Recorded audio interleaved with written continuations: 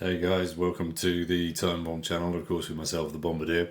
And if you are new to the channel, I hope the content is interesting for you, and please do feel free to make any suggestions or any watches you'd like to see on future videos. Today on the channel we've got a brand new brand, both on the channel and I think in existence, and they are LACZ Denton. This watch has been lent into the channel and is an Amazon purchase here in the UK, but if you are tempted, they're also on AliExpress. A quick search on Amazon shows that these are the watches that they're selling, and they all come in a variety of colorways, and these are all 2021 versions, and as you can see, no reviews as yet, so I'm reckoning that they are still squeaky clean at the moment. However, on the AliExpress page, they've got a bunch of other models, but I've ordered them by orders, and the greenback here is the bestseller so far. A further web search then brought up their website. However, a little confusing for me because at the web address is LACZ, but then it's badged Pagani. Does that mean that they're the same manufacturer? LACZ an offshoot of Pagani? Or is everybody just copying everybody else? If you guys know, please do drop me a comment down below.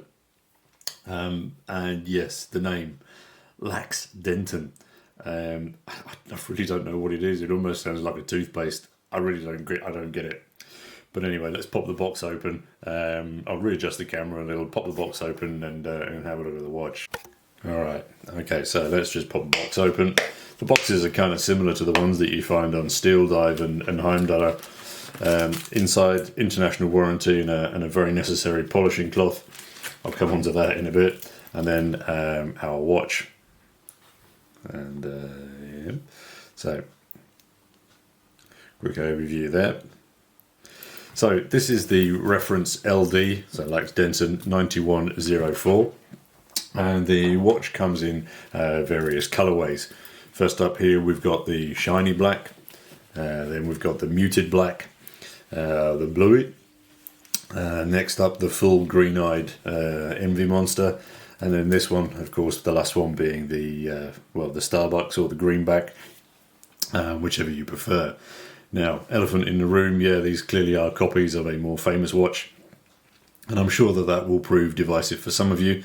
But I'll try to remain as objective as possible. First up, let's kick off with the specs on this one. So what we're looking at then is an adequate 40 mils across the diameter. That doesn't include the crown. Lug to lug, top to bottom, we've got 48 mils. Is 12 mils in depth. The bracelet here on the lugs is 20 mils, but it does taper down to pop this back here. It does taper down to 16 at its narrowest point, and the clasp then is 19 mils. On the stainless steel bracelet here, it does weigh 147 grams, so it's got a little bit of heft. Additional specs, up top we've got a sapphire crystal, and sorry, I need to get one of those zappers to be able to check exactly how sapphire-y some of these things actually are. And then yes, you may have picked it up in the Amazon spec, this is a ceramic bezel. Now the bezel is an odd one. I'll pop up some macros here, but you can just so you can see the paintwork on the digits there. It's a little bit amateur hour. Added to that, you have probably spotted that the alignment of the 12 pip at the top there is not great. However, let's look for some positives. The movement sound is good. The tactile area to grasp it, I mean the easiest bit is top and bottom here. On the side there really isn't any purchase area. Let me just try and line him back up again at the top. Now, I think I know why it doesn't align, and I don't think it's because simply, shoddy workmanship. If you look at the Amazon spec here, it says that this is a 70-click bezel. Now I thought that was a typo, but then what I did was counted the clicks. I counted them twice because the first time round, yes, it came up as 70. Now I'm not quite sure if someone's dropped the ball here or if the CCP are trying to alter time for us, but I doubt, I fail to see how that this will ever align when it's got 70 clicks. moving on. Onto the dial, and yes, those hands are very Mercedes-esque, but everything else on the dial, I mean, is essentially fairly well finished. The font, etc. I'm not going to talk about the Cyclops, but everything else on the dial looks okay. The bracelet, I think, is something that you would expect to see at this price point. You've got the brushed outer and then the polished centres. Onto the clasp here at the bottom, you've got your single retainer, and then pressed aspects here. Let's say that's fairly okay. However, I am hoping that future iterations of this, they do spend a little bit more time on this, because this clasp squeaks louder than the Tin Man. Yes, I mean, I'm sure you can oil this up, but I just think it's just an example of what you're going to find at this price. You've got no micro adjusts on the clasp, but again, for £80, I don't think you can realistically expect that. What else have we got? I'm going to close that up because that squeaking does get on my nerves a little bit. Onto the side then. So on the side here, then we've got these quite well proportioned crown guards, and they really do hug that signed crown very well. Now the action of the crown, I have to say, is a little bit Vostok. There is no pop. So it's just a slight movement, but then before you realise that it's out, and then to re-engage as well. Yeah, there's no. It's not exactly.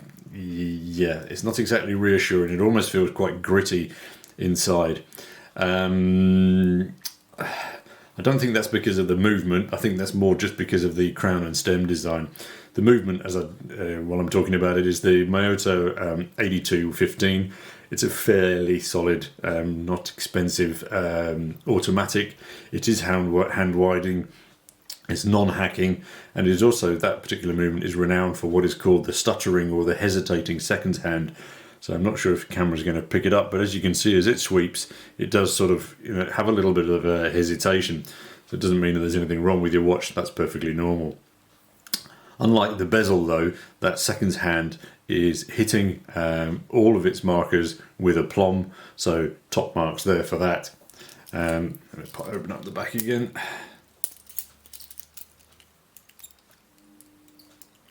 I hope the camera's picking that squeaky bit up.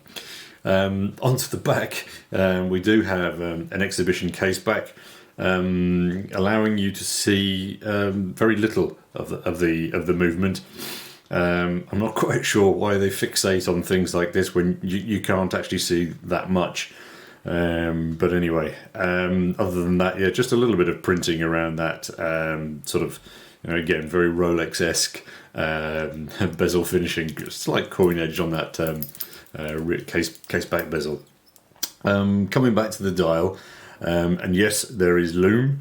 I couldn't find any indication anywhere on their website on Amazon what type of lume that they're using, but it is a pleasant glow.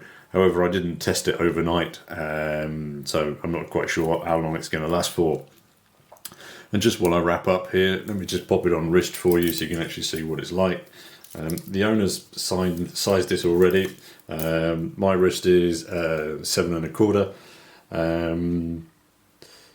So yeah, I mean, it sits quite well.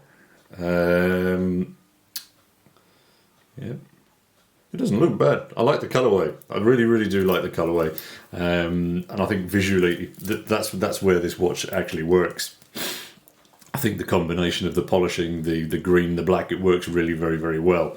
It is an absolute fingerprint magnet, and even while I was just sort of reviewing it myself, going over it, looking at the specs and everything is attracting fingerprints. I hope they could put some kind of coating on that which assists in that in the future, but again, if they put it another £10 on the price, I think it would be worth it. I think visually, as I say, the watch is the best thing for going for it. And if you are not like me in the sense that you're looking at details, etc., I think you could be very happy with this watch. if unfortunately you are anything like me, then I think that there are better clone watches out there that are better built. I'm wondering as well, when I look at this, I bought a Pagani Design the other day, and I was waiting for it to come.